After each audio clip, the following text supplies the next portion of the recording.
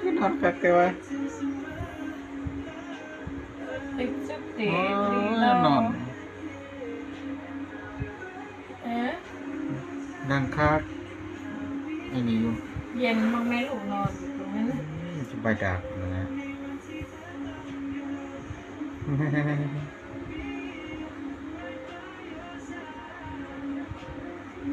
นอนคือคนเบิดความผิด อะไรอาวรณ์บ่เป็นจังไดเนาะสบาย